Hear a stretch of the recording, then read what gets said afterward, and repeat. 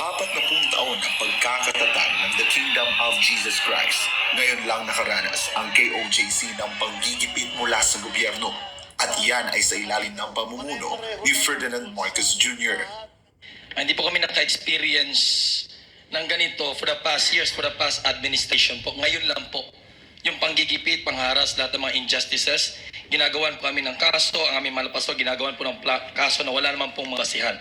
Hindi po terorista, hindi po criminal, pinanilagyan po ng 10 million bounty. At kung mapatay, tinasan pa 30 million po. Wow. Ayon kay Carlo Catil, resident minister ng KOJC, dahil tinasan pa ang bounty para sa ikadarakit ni Pastor Apollo C. Kibuloy, Kaya pala, nagkukumahog ang maito at nag-uunahang maaresto ang nag-uunahan butihing sa pastor. 30 million. Ang sabi, kapalit daw kasi ng kompetensya sa pagitan ni na Police Regional Office 11 Director General Nicolas Torre at Davao City Police Office Acting Director Colonel Hansel Marantan ay ang alok na maging susunod na PNP Chief. So yung mga kapulisan ngayon, mga opisyal sa kapulisan, nag-uunahan. Itong si Manong Torre, si Marantan, nag-uunahan sila.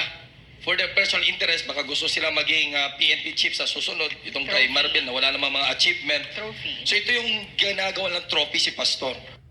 Ayon pa kay Catil, gumagamit na sila ng mga high-tech na mga gadget gaya ng listening devices, telescope at thermal scanners para lang tugisin si Pastor Apollo dahil aniya sa naghahabol na sila sa deadline. At yan ay bago ang presidential elections sa Estados Unidos sa Nobyembre.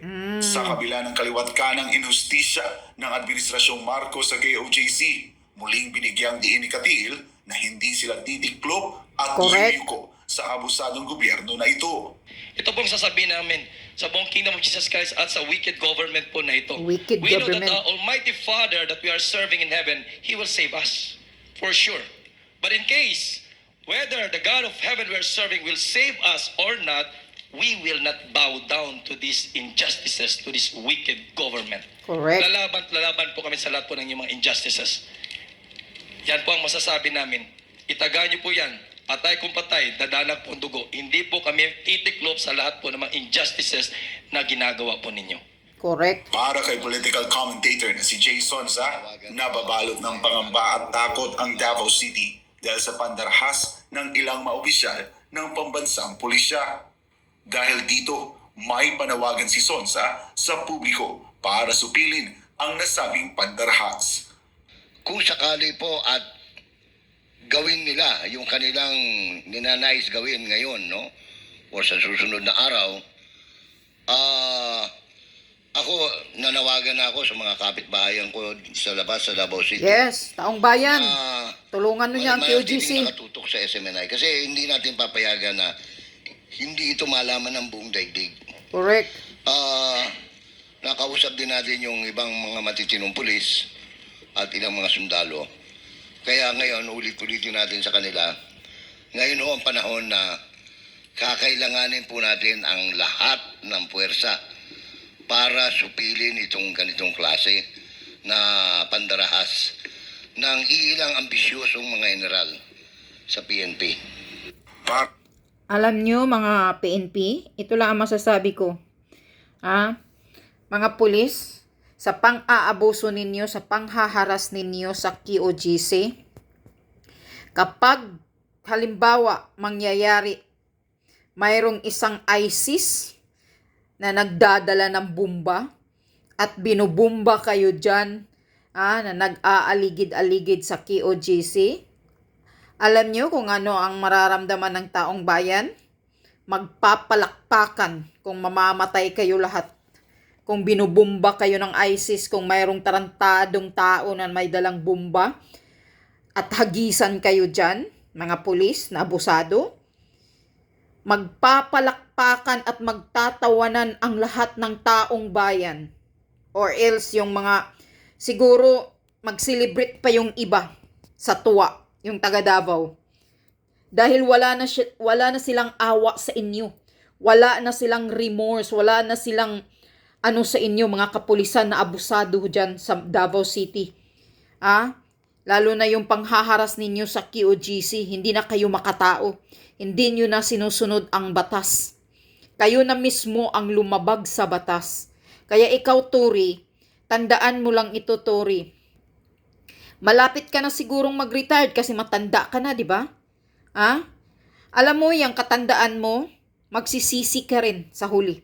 Pag retired mo, kung sino man yung nag-uutos sa'yo sa mga ginagawa mong ganito na haharasin ang KOGC, ha?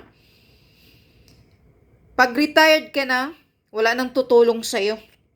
Ginagamit ka lang ngayon, kayong ni Marbil, kayo ni Marantan, ginagamit lang kayo ngayon kung sino man yung nag-utos sa'yo, si Abalos. Pero pagdating ng panahon na hindi ka na nila magamit, retired ka na, magsisisi ka na. Dahil sa pag-retired mo, hindi ka makakuha ng retirement fee mo dahil may mga kaso kang haharapin. Yan. Yan ang tandaan mo. Dahil sigurado yung Kingdom of Jesus Christ na abogado nila ay nagsasampa ng kaso sa inyo. Lalo na kay Marbil, Abalos, at ikaw, Tory. Kaya mag-isip-isip ka na sa pagsusunod mo, paghihimod puwet mo, kung sino man yung nag-utos sa inyo dyan sa ginagawa ninyong panghaharas sa KOGC. Dahil darating ang panahon na hindi ka na nila magagamit, itatapon ka na lang ng basta-basta, iiwan kayong mag-isa. Lalo na itong Marcos Bangag Jr. Ugali na nila yan. Mismo si Cathy, mismo sila Maharlika, ginagamit panahon ng eleksyon. Tapos nang nananalo na, binablock na silang lahat, kinakancel na yung mga linya nila na may ugnayan sana sa kanila. Ganyan ka manggagamit ang Marcos. Kaya yan ang tandaan mo, Tory. Sa ginagawa ninyong pang-aabuso ngayon sa KOGC dyan sa Davao, hindi lahat ng panahon ay para sa inyo. Yan ang tandaan mo. Re-retired ka rin. Haharapin mo ang mga kaso mo. At wala kang makukuhang retirement fee. Sino ang kawawa? Si Marcos ba? Ikaw. Kasi himod-puwet ka. Kaya pala, grabe na ang panghaharas ninyo 24 hours. Hindi talaga nyo titigilan ang KOGC. Dahil may timeline pala hanggang November bago mag-retired si Biden o mawala si Biden. Sa kanino pala ito utos? Galing kay Biden ba ito? Nahabulin si Pastor Kibuloy? Yan yun. Sana nga, matigok na rin yung isang matandang ulilyanin dyan.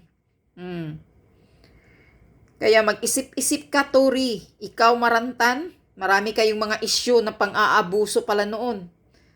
May mga kaso pala kayo noon. Sa katarantaduhan ninyo, mga gago pala kayo noon, sa mga involved pala kayo sa mga pagpatay, kung ano-ano pa doong mga issue. So, ikaw, Tory, pag retired mo, ikaw, Marbil, malapit ka na rin mag-retired, sige, tuloy nyo. Kayo rin ang kawawa at ang pamilya ninyo. Pag hindi na kayo magagamit, wala na kayo sa serbisyo, dyan na kayo hahabulin. Kaya sana nga, ang panalangin ko, panalangin ng lahat ng taong bayan na gigil sa inyong ginagawa sa panghaharas sa KOGC, sana mayroon isang mga tarantadong tao dyan na magbibit-bit ng pasabog at ibubuhos sa inyo. Yan ang panalangin ko. Sana mayroon isang baliw, na dadapo dyan sa inyo bigla at bigla kayong pagbabarilin at sasabugan kayo dyan para magpalakpakan ang lahat ng KOGC. Yan. Dapat kayong ganyanin ng mga siraulo. Sana mayroong siraulo. Sana nga I-wish ko na mayroong baliw o mayroong ISIS na suicide bombers na magpunta dyan at pasasabugin kayong lahat.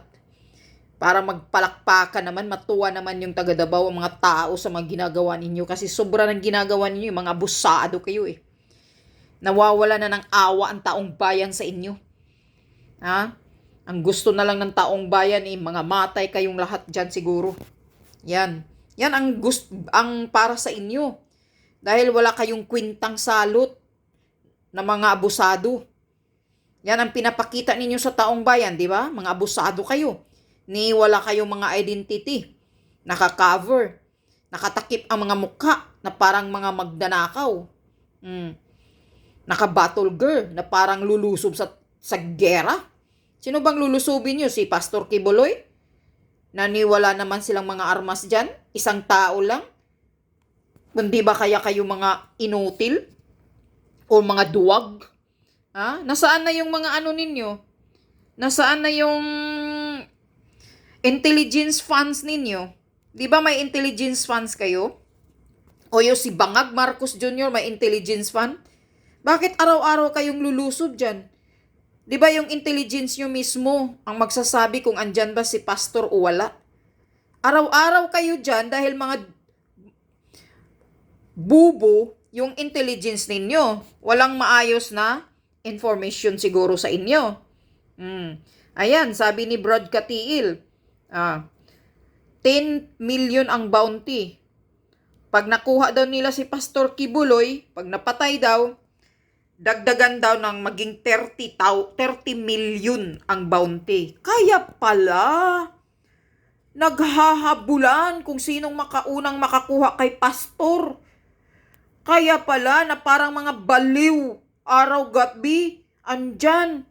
Naghahabulan sa pira, talagang kitang-kitang mga mukhang pira kayo. Bakit? Paghahati-hatiin nyo ba ang 30 million? Mabubuhay na ba kayo niyan? Buong buhay ninyo ng 30 million? Mahiya-hiya naman kayo. Mag-isip-isip ka, Turi. Ang pera hindi yan ang nakapagbibigay ng kaligayahan sa buong pamilya mo. Isipin mo naman yung pamilya at mga anak mo kung may mga anak kayo. Huwag niyong palalamunin yung mga anak ninyo sa pira na galing sa mga kagaguhan ninyo. Galing sa donisyon ng demonyo. Di maganda yan. Kasi paglaki ng mga anak ninyo, magiging abusado din katulad ninyo. Yan yun. Kaya alagaan yung pamilya ninyo, pakakainin ninyo ng marangal at maayos na serbisyo. Hindi yung pang-aabuso. Kaya pala nag-uunahan kayo kasi may 30 million daw pag napatay si pastor. Talagang gusto pala nilang patayin talaga si pastor. Personal interest, sabi pa ni Katiil. Baka gawin silang mga chief PNP pag nakuha nila si pastor. Yan ang katotohanan. Sabi pa nga ni Lorin Badoy, wala ng batas ang Pilipinas. Ito ang pinaka-worst na government in the Philippines under Marcos Jr. Pero tandaan ninyo, umiikot ang mundo, Tori. Tandaan nyo yan. Pagdating ng panahon, magsisisi din kayo. Yan ang tandaan nyo, mga abusado kayong nilalang sa mundo.